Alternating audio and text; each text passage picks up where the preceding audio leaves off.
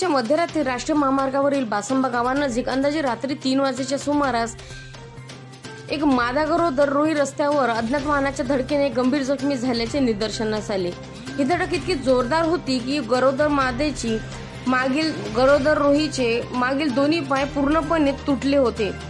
याच मार्गावरून जात असताना चेतन सिंग ठाकूर या मार्गस्थ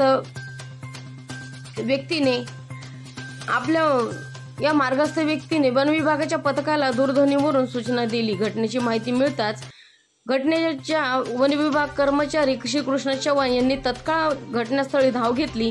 तदनंतर रोहीला प्रथम उपचार करून पहाटे 5 वाजता वन विभागाच्या आवारात आणण्यात आले।